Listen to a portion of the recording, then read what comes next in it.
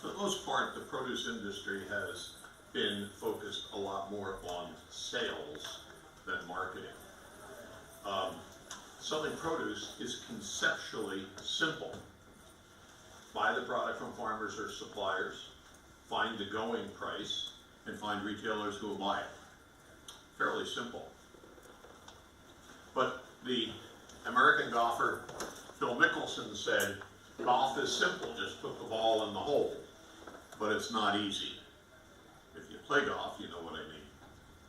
Likewise, selling produce is simple, but it's not easy. And we want to talk about strategy, and I'm going to look at certain rules of strategy or commonality amongst strategies that are associated with the most successful strategies in the past.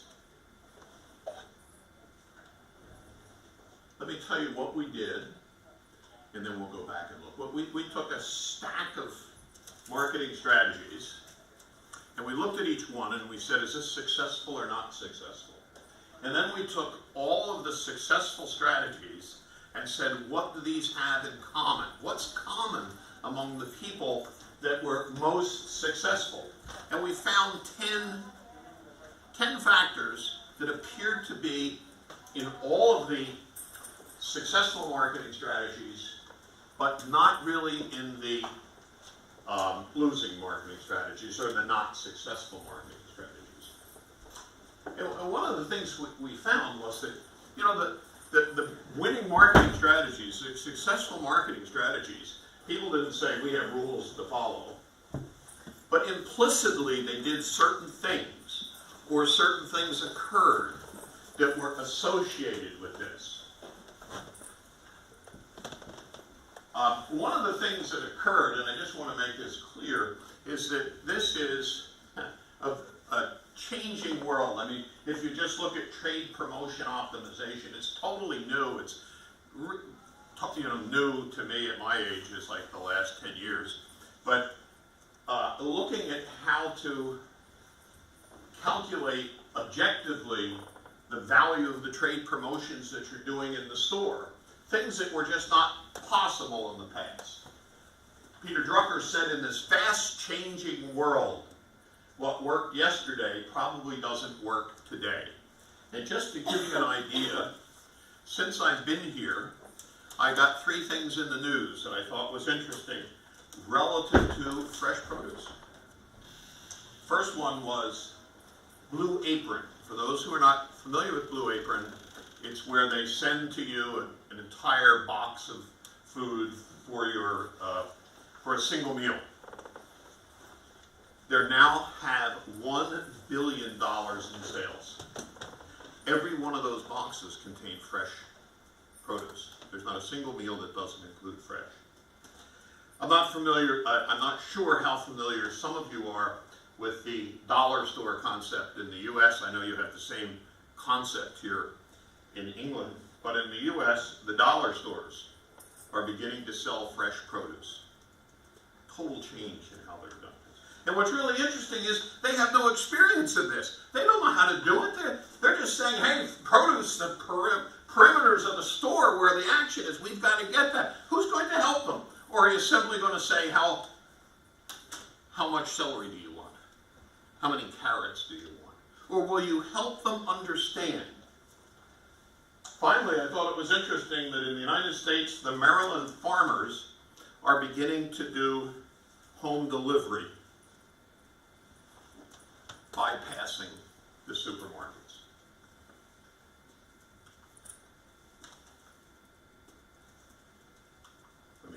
Let's take a look at what the rules, the things we found. The first one we found was leadership. Now, I want to say, my colleague and I that wrote this book on the 10 rules, we said when we began, we're not going to try to say this is more important than this, or this is the first important. We didn't do that. However, the one thing we did find was that the really successful marketing strategy had leadership. There were leaders. Not necessarily presidents or people who hold certain positions.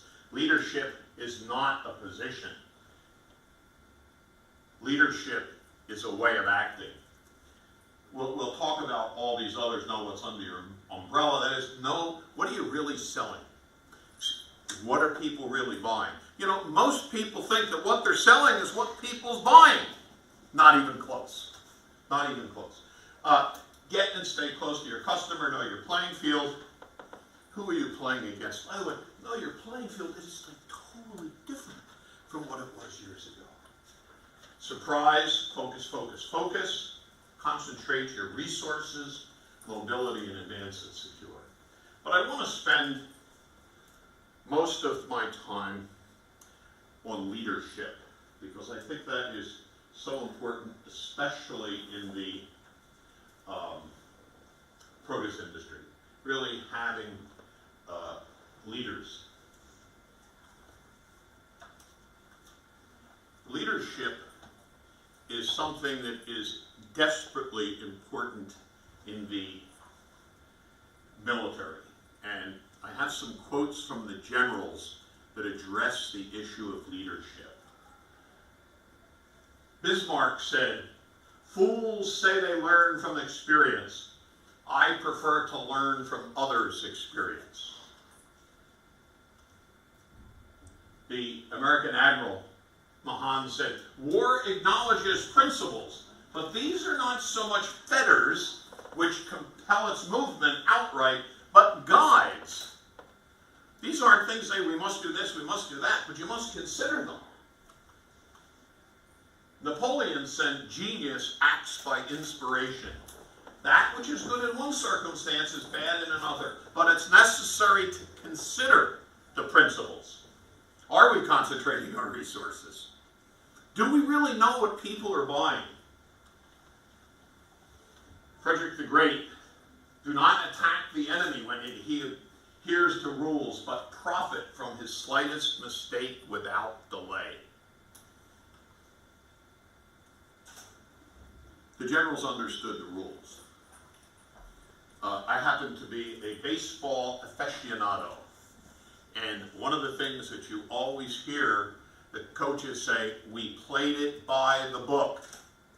They have a set of rules that they play by the book.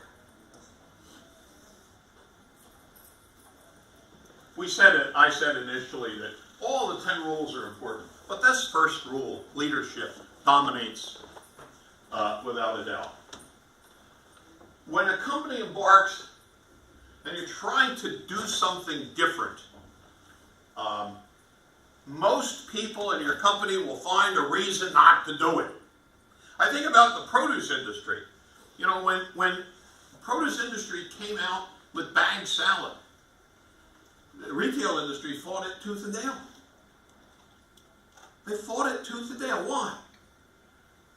Who the hell is going to spend twice the price to have half as much salad put into a bag? Because they were so focused on price. They didn't understand convenience. They didn't understand not being wasteful. They didn't understand a lot of these things. I thought it was interesting when we asked people about this bagged salad years ago. One of the main reasons was they felt guilty buying a head of lettuce, cutting it in half, eating half of it, and then having the other go bad in the refrigerator. They'd rather pay a little more and have what they want to be able to eat and not throw something out. Salesforce is always going to, Salesforce is going to be too difficult. First of all, most of the time our Salesforce gets remunerated by commission. Why do they want to fool around selling something new? They want to be able to put their time and their effort against the thing that makes them the most money.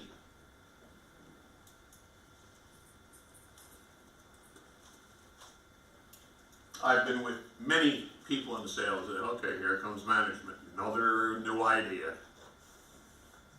Leadership makes them see it's a good idea. Leadership makes them willing to spend their time and effort on these new products, as opposed to simply going and saying, you want the same reorder on the lettuce? Do you want the same reorder on your mushrooms? Line managers often say it's too difficult to understand. For years, I worked with the mushroom industry, and one of the things that the production people thought, and I'm not kidding you, slicing the mushrooms. What? We don't have a system to slice the mushrooms? Do you know how easy it is to slice mushrooms? Let them do it themselves. So you often have, as a leader, all of these objections that people are taking. Leaders get them to overcome the objectives, the objections. I think I mentioned before, leadership is not a position. A colleague of mine, Rich George, I remember one time came up and said, when we got a new dean, he said, "Hey, I see you got a new leader." He said, "No, I don't think so. We got a new dean. It remains to be seen if he'll be a leader." The other thing is there's leaders up and down the organization. There's leaders in every position. Somebody, no matter what we do, has to chaperone this execution of something new. Can you imagine? I always think of the discussion that took place when the people in the prune industry said, let's individually wrap each prune. Could you imagine what the room was like? You know someone said, what? Do you know how much it would cost to wrap each prune? Somebody had to fight that through, and that's a leader. We have to fight through the issue of, let me see if this is, no. Fight through, this is not the way we do things. Most common thing that took place.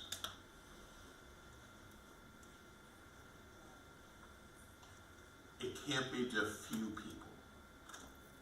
Leadership needs to get everyone in the organization on board.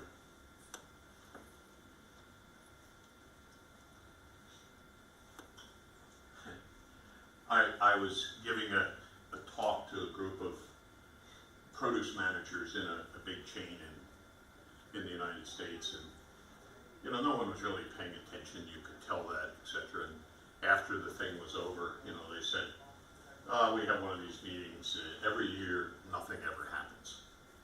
It wasn't their fault. I didn't feel that, I wasn't offended by them. I was offended by the fact that the company didn't have somebody who could get these people excited about going out and doing something new. Doing something innovative. There was no leadership.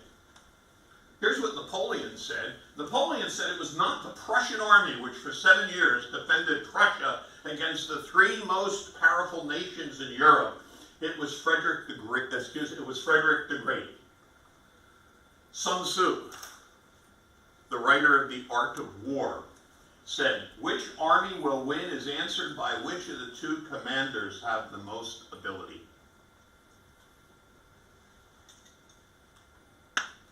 Philip of Macedon, and this is my favorite, and this is so true.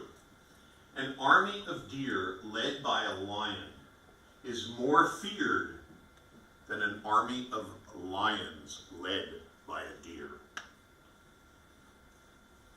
We found that those companies that had clearly an identifiable person, we'll call them a leader, but an identifiable person who could take the company, could take the sales force, could take the operations people, could take all of these people and say, we're on board, we're going to do this stuff, we're going to figure out how we approach the dollar stores in the U.S. to sell them produce and not just show up and say, carrots are 29 cents a pound. We're going to help them. What are the traits of a leader? Vision, robustness. We'll look at each one of these individually.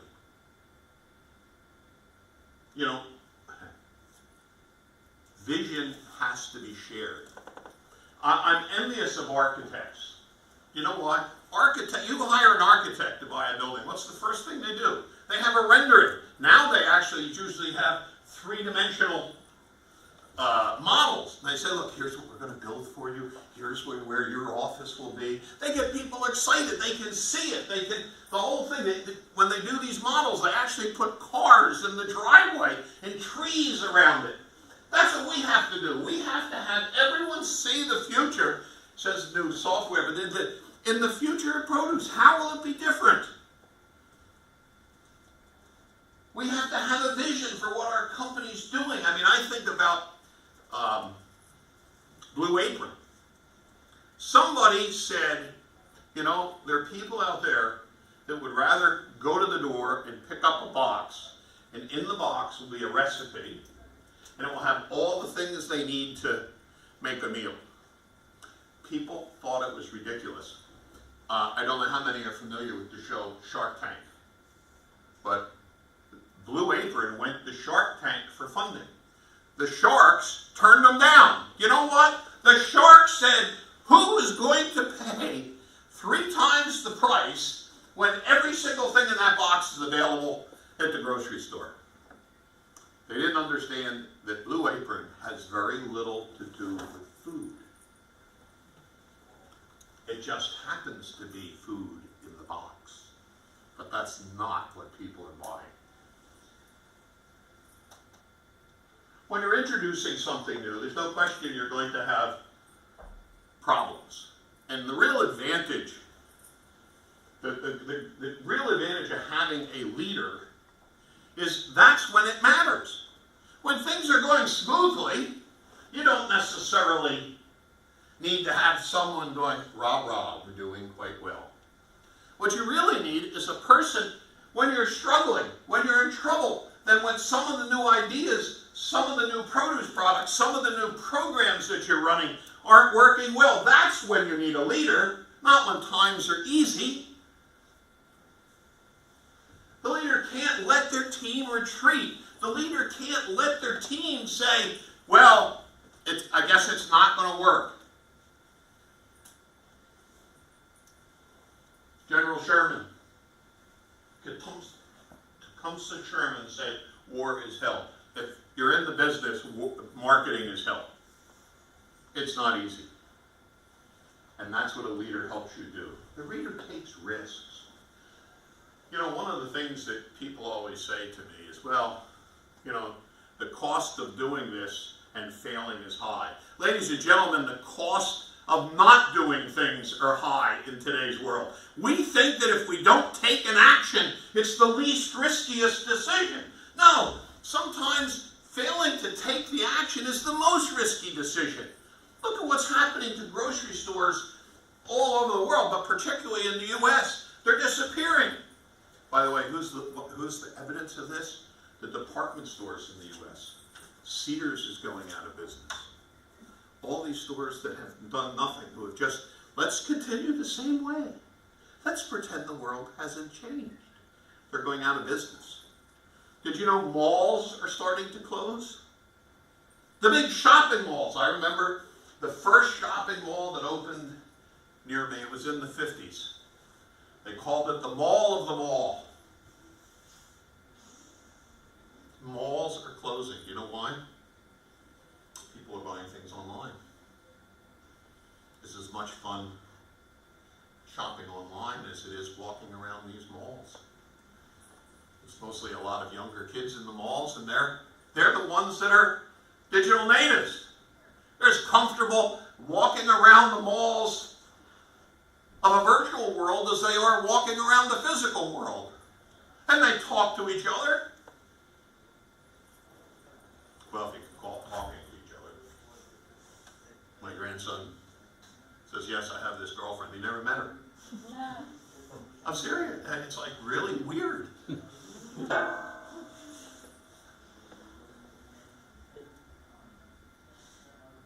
We have to take risks. We have to recognize that failing to act can be just as risky as not acting. Innovativeness? Listen, no one likes change. I mean, that's just a fact. Unfortunately, we have to change. We'll talk a little more about that.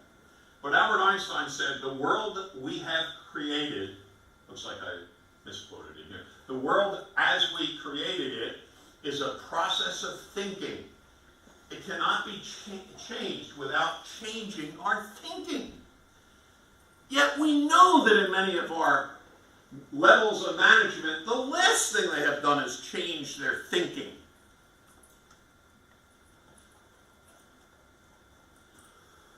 Growth is painful. Change is painful, but nothing is as painful as staying stuck somewhere you don't belong.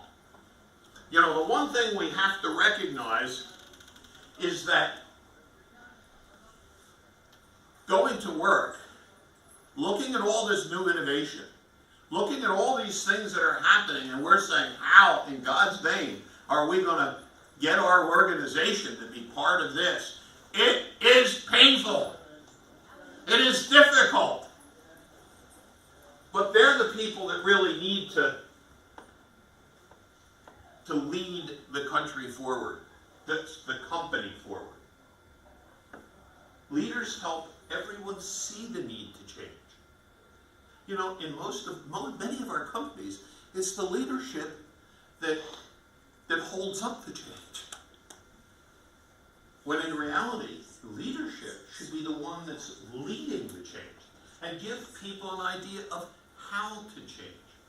One of the things I remember, we had students, we have an executive program in food marketing, and the students, the people who worked at Heinz, came up with new ideas for labels. They're really pretty funny, you know. They said, I can't think of what some of the labels said, but it's if your fries are lonely. Yeah, if this is if your fries or French fries are lonely. There's a big label, and it said, if your fries are lonely. They took they had about 8 of them. They took them to management, and what do you think management said? This is the God's honest truth. I mean, how will they know it's ketchup? What?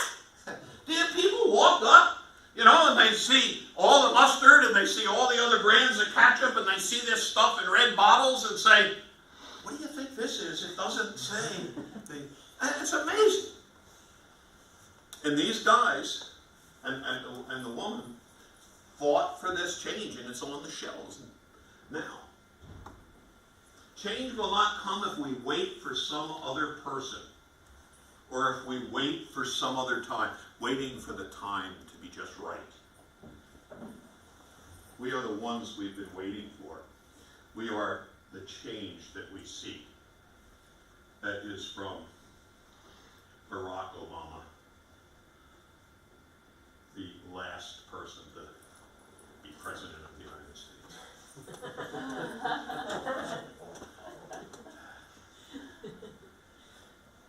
In my opinion, as marketing produce gets more sophisticated, leadership is going to become more important.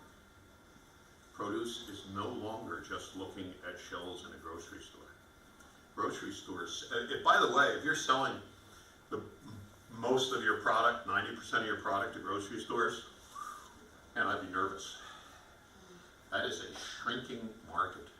Now, that doesn't mean drop them. That doesn't mean, oh, well, let's forget the grocery store. It means somebody's got to be saying, you know, how are we going to, where will we be next? What about all those people that are selling products to Sears? What about people that are selling all the products to these stores that are slowly going out of business? Now, I talk about this because this is really, I think, important. We have to remember that customers only buy 2 things: good feelings and solutions to their problems. And part of this understanding which it is requires you to recognize that what you're selling is not what people's buying. For example, Charles Redson, who was the founder and president of Revlon, the cosmetic company, said, in the factories we make cosmetics, at the counters we sell hope. He understood that, you know, in the chemicals, the liquids, the alcohol, the fragrances that were in the bottle was not what people were buying. They were buying allure. They were buying hope. What is your equivalent to hope? What are people buying from you? If it's Blue Apron, what are people buying from Blue Apron? When we interviewed people, they said convenience. They said a chance to cook something I'd never have done myself. The recipes are not meatloaf. The recipes are an Italian sausage and pasta. They're more exotic. They use ingredients that they might not have ordinarily used. It had little to do with the food. It had to do with the feeling that they had from preparing the food. What is it that you're at? What is it that people are buying? Is it some special taste? I mean, I love Brussels sprouts. I could eat Brussels sprouts every day. I just love the taste of Brussels. Am I buying health? Am I buying produce because it's healthy? Well, I'll tell you one thing. If you look at the number of people that eat the appropriate portion of fresh produce every day, you will know that's not a major trend. Although we continue to sell it. We can continue to push health, and it's having basically no effect. Nutrition? Am I buying it for the nutritional properties of these? Am I buying it to show sophistication? That I know what these products are? I use baby bok choy. By the way, in my market where I live, there's only one supermarket that sells baby bok choy. And guess what? When I go there to buy it, they hardly ever have it. You know why? It's always out of stock. Is it convenience? Is it because it's easy to cook? One of the things we have to understand, if we're going to market produce, not sell produce, market produce. You all know what the definition of marketing is, right? Marketing is not selling, is not making people buy what you want to sell. It's selling what people want to buy. This is what people want to buy. Is that how we're selling it? By the way, one of the biggest obstacles for the suppliers and growers, of course, is the retail people. They love to do things the same way. Get and stay close to the customer. Some have told me that the retail buyers know everything about produce. They don't really need to understand the customers. Whether you're a supplier or a retailer, you should know who's buying your product. You should know what your retail buyers find important. There's a presumption that the only thing that's important is price. With consumers, I can tell you that's near the bottom of the list. If it's not what the customer wants, it's not the right thing. And the more we have to lower the price to get people to buy it, the more we really don't understand what's important. I wrote a book on this. I would rather listen to 3 people for 3 hours than read a survey of 8,000 people. That's from Kenichi Mai, who is a consultant in the Asian market. This is my favorite. Jean Le Carre, you know, the guy who wrote the Spy Who Came In From the Cold and writes all that. He said the desk is a dangerous place from which to watch the world. That's why Walmart, for example, the top VPs in Walmart spend 4 days in the field. Has anyone been in Bentonville? Who's been to? In Bentonville, the top VPs that make $1 million a year look like their desks are in a bus terminal. I mean, they're gray metal desks with linoleum floors, etc. And it's there to remind them that the office is not a very good place to be. You know why? There are no customers there. There's no customers there. Someone said, well, when you only have one day in the office, how do you get anything done? He said, mostly we make our own work. When you're not in the office, there's not that much work to be done. Plus, in today's world of technology, you can do this stuff any place. And African, he who listens understands.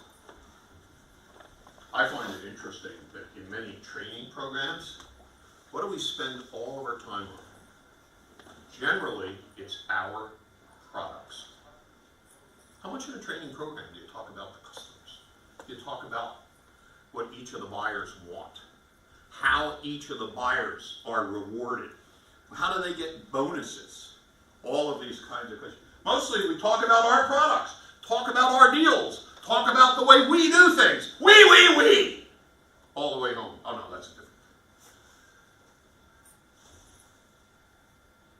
We have to get everyone to focus on the consumer. Now your playing field, this is huge. In today's world, the produce industry has changed so dramatically. Now, by the way, I know that many of the people are still selling to grocery stores. I understand that, and I would continue to do so. But all of these fringe businesses are coming in. We could do a whole seminar on who's selling fresh produce. From the TV, online, the TV shows, Home Shopping Network, or whatever they might call it here in Europe. But take a look at some of these things. Amazon Fresh is really changing the face of fresh food in the U.S. We have kids-friendly produce. We have trucks going around selling fresh produce.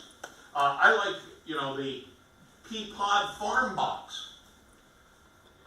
People are getting all of this produce that's coming from specific local farms in a box. Here's our Blue Apron. Look, here's the Home Shopping Network. Remember when they only sold makeup and those the thigh machines that they had? They're selling boxes of produce. Do you know how much money you have to sell on Home Shopping Network to be able to do it? $250,000 every 15 minutes. $1 million an hour.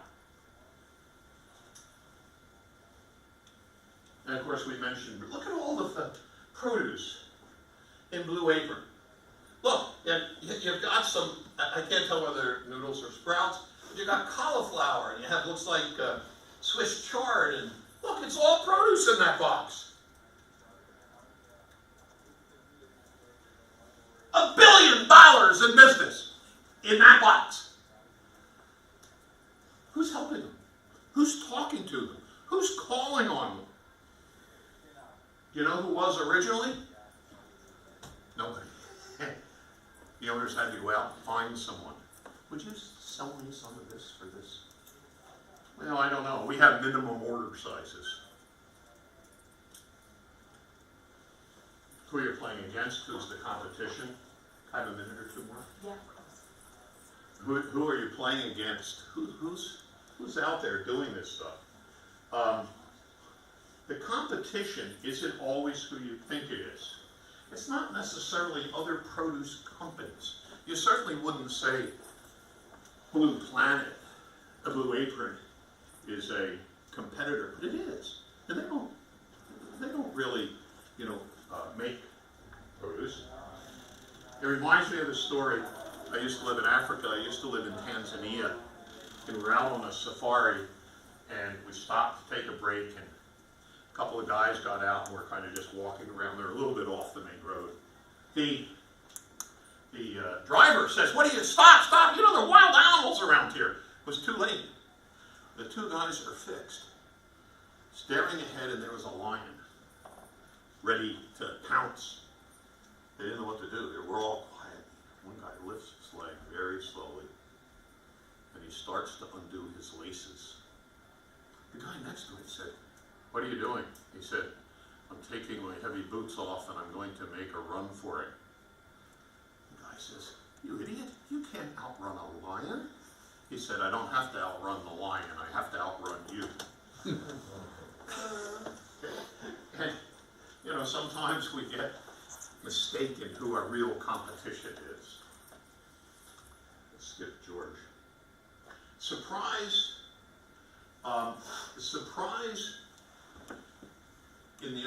is doing the unexpected. The unexpected. You know, if you keep doing the same thing, competition zeroes in on you. For example, one of the things that the mushroom industry thought was absolutely ridiculous was branded mushrooms that put a claim on their ad. Do you know how much money he spends on labels? Unbelievable. We don't spend that much money on claims. Suddenly, he's doing better. They preferred to put them in those blue cardboard boxes and just wrap something up. Everyone knows that they're mushrooms. Frederick the Great said, everything which the enemy least expect will succeed the best.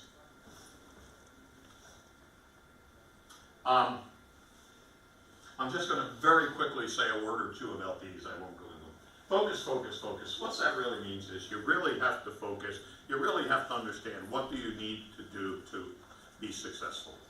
Really understand what is going to make you successful in the future, not what made you successful in the past. Concentrate your resources, simply say. Once you figure that out, that's where you want to spend your money. We have a great sense in business of being equitable.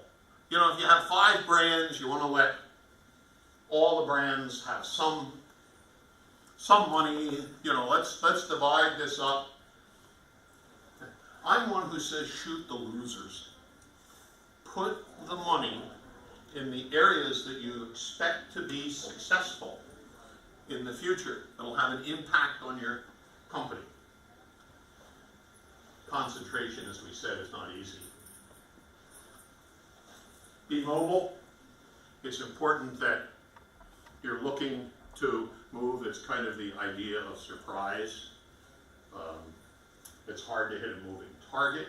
The competition won't know exactly what you're going to do next.